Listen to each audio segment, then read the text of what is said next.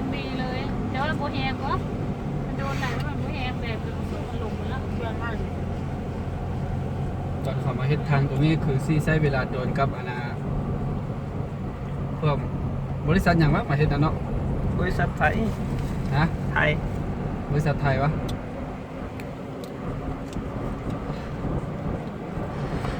phải trên dưới nó phải đặt xung quanh đó là thôi người bé xong đó xong nè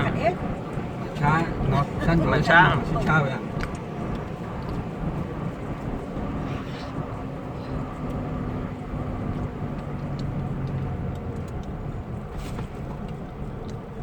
cho nó là hãy giờ nó nâng để tiền นายเลย bột bột tao a chấp lời chọn chắc cái nó trái thì bột bột tao chỉ trái gì bột tao phải xong nó เขาสนใจนะ còn lút tiền à โอ้ tao khỏi về thì lút tiền này ý lú chứ khỏi không nâu là chỉ ướt đấy การนั่งหายของเจ้าการเจ้าเชี่ยหายของหยกๆเจ้าตั้งชอบของเรา nhỏ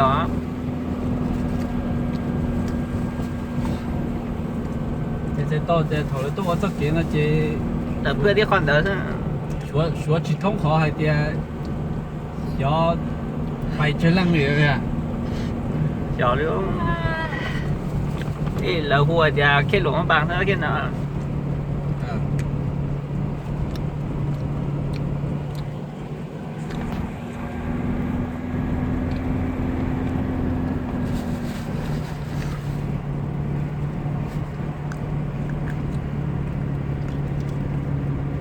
รถถึงแมนโตเลยก็แทบจะได้รถเลย quậy cày được người đi thôi năng ọ bố mẹ năng mẹ còn có đỡ sớm đấy thì mẹ có bạc bao nè đi ca sắp bảy nó bảy nè เอออยู่ๆถึงก็ไหลจะโต้น้องกู้มาหยอกขาตั้งเต้าม อที่เจ๊อ่ะ เออ cho nó là cứ lấy lửa cái mỏ หน้าโกแก่ที่ด่างทุกคนเรียกหัวสนเกี่ยวกับเกลือนี่ครับ đi vay mà โอ้กำลังงามกำลังอ่อนเลย ถ้าเต้นอ่ะเต้นยังมองตรงอยู่เลย สร้างไปห้องหลังให้ไปส่งน้ำมันนั้นแห้วหมดแล้วนะไอ้หมอ หัวแห้ว โอ้ย กินได้จะค่าเบี้ยวค่าที่สองมันบ่กินอีกละเคยเอาไปละ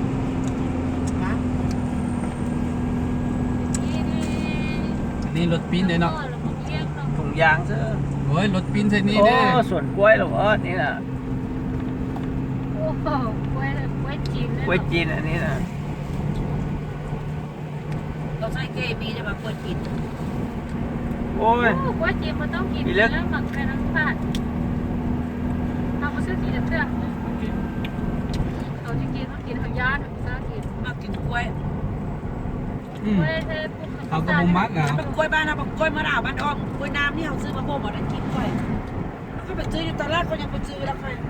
กล้วยจีนเป็นของจีนย่าน กล้วยอย่างเขาก็บ่กินของอ่ะแต่ว่ากล้วยจืดกล้วยทอดเขากินแต่ว่ากินกล้วยสุกกล้วยเหลืองอันนั้นโอ้ยเขาบ่กิน เอามาก็กินได้แต่จะว่าหมักแค่กับบุมัก อ้าวเดี๋ยวเราจองเราจอดจากการเจโอ้ tan xa đó ใช่จ้ะเตี้ยๆตูหน่อยนะ bữa tan dịch đó dịch đó lâu à เออ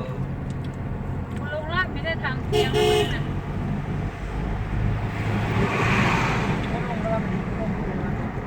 ôi tao đi đây đi chú lên là vơ nó số khắc ô khắc khắc kia này các bạn có mình ngân cái đà cái khám chứ có nghe khăn đi nhiêu ơiสบายขนาดเลย ôi cải rồi đó 2 แสน หมดดิ 2 แสน บอกแล้วเลยเราก็จะ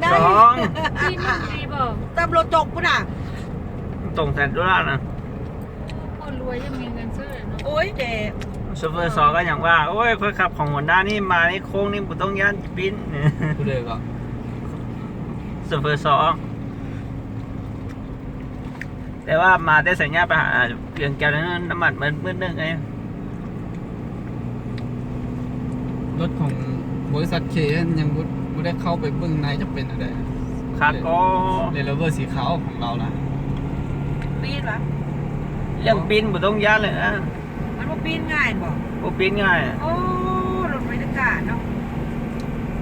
สมราคามัน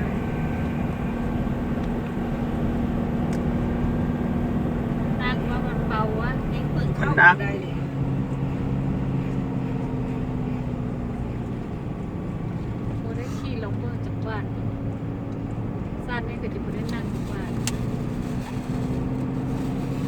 ค่อยไปนั่งของ เขา หัวห จะ น้าจี ได้ น นี่ได้อยู่อันไอ้หมออันเจ้าไปเข้าไปสุดแล้วก็ไปทั้งท่าไปรอซื้อรถแล้วเขาให้เข้าในเข้านอกเพียงแต่บ่ให้ขับซื้อนะ เป็นลองเนาะ เออ อันนั้นไปสูตรนะลูกเขาให้นั่งแล้วอีเมย์มาคันที่บ่อีเม แม่ ย์ แล้วเขาให้นั่งรถแล้วเขาให้เข้าไปนั่งรถ เขาได้เป็นกระเจ๋ได้เอาขับไปดิละเอ็ดติดอีเมย์ขับไปเมย์มาคันได้ใช่ไหมเขาเข้าไปแล้วเราติดจากใดเนี่ยเขาดีเจอเขาลองซื้อได้ไหนเมย์มาคันได้ใช่ไหมมันไปนั่งแล้วรถเก่งรถอยากไปนั่งขับก็ แท้เลยนายแม่นะบ่ได้คือตะกี้อันสมัย ตะกี้ได้เขานุ่งเครื่องเพื่อนกระจา นุ่งเครื่องเพื่อนหรือว่าอันนั้นไปแล้วเขาไล่ออกห้านได้มาเลยถ้ามันเดี๋ยวนี้เขาบ่ได้โซ แล้ว ด ว่าขอเข้าขอนั่งดูขอติดจังดูกระแจมันดูสิแล้วก็ติดนี่มันคันได้เห็นเขาติดจักรถได้เองบ่เมย์จะคันได้เมย์จะคันได้กันจะยังหัวโอ้ยแม่ก็ขับเบิ่งสิแหละยังได้อยู่ลูกเอ้ยหน้าเด้อลูกชายได้เงินก่อน มีสองส่วนเด้ส่วนหนึ่งมันตะกี้แล้วมันคนนุ่งขี้ไล่เข้าไปแล้วเขาเจ้าไล่ออกห้านบ่หรือว่าเขาเจ้าเบิ่งแบบบ่อันนั้น กูทุกเขา แล้วตอนมาบัดนั้นน่ะส่วนนั้นแล้วส่วนนั้นแล้วถือว่า ช่วงนั้นอันยังก่อศพยั่วขนาดน้ำท่วมศพยั่วขนาดมีพระเท่าหนึ่งแล้วโอ้เราพ่อคุณดอลลาร์ไปไหนซื้อรถนะเราบอกให้แล้วว่าแล้วผู้ไปถามมันเขาซื้อแล้วว่าที่ไหนผู้ใดซื้อผู้นั้นดังตัวนี้ถ้ามีเงินไหลพระเท่าน่ะโอ้พอเราไปจ่ายเงินฟาดพวกเขาอายแล้ววันนี้ราคาข้างหน้าเขาก็เปลี่ยนแล้วระบบขายหลุดเนาะ แล้วเมื่อส่วนนั้นแล้วมีส่วนหนึงส่วนที่อันคนไปฮอดแล้วไปใจสุดแล้วเขา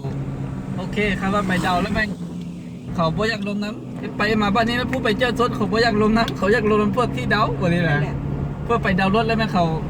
อยากลงน้ำ มันได้ดอกเบี้ยเหรอ ได้ดอกเบี้ยเจ้าซื้อเดาก็ย่าเห็นอย่างไม่ได้เขาได้เปอร์เซ็นต์น้ำรถนะผู้อัน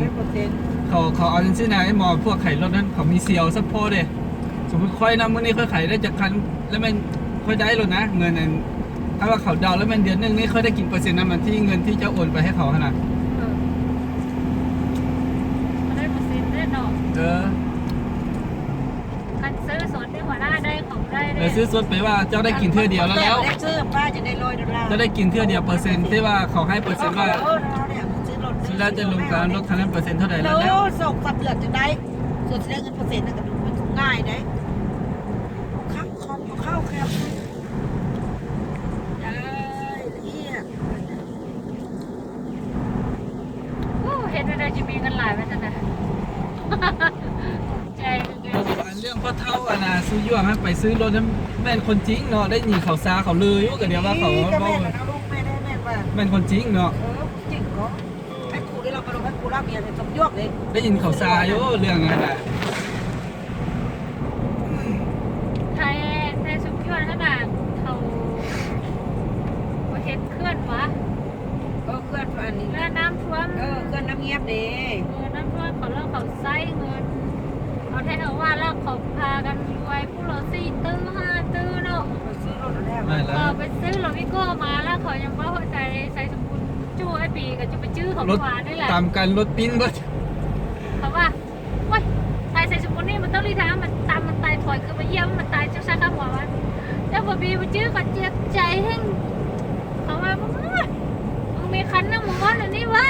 เว้ยหลายคันว่าคันเนี่ยมึงเยี่ยมมึงตายใช่ข้ามหัวคือกันนะ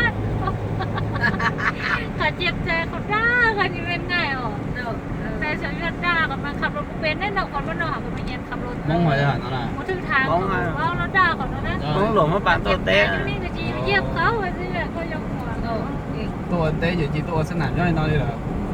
ตัวน้อยจะรู้เย่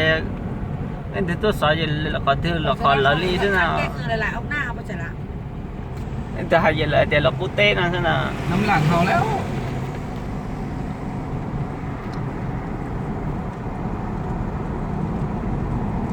giờ dù nhớ tàu tôi nhớ của rong à nhớ để mùa về giờ dù ly sao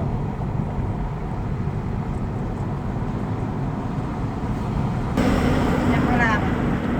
เนี่ยยังเวลานี่เลยมาเปลี่ยนให้เปลี่ยนมา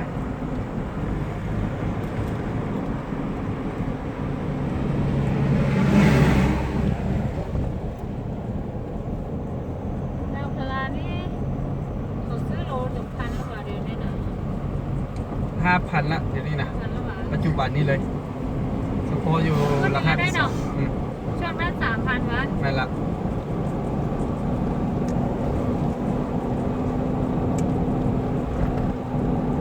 ก่อนแล้วมัน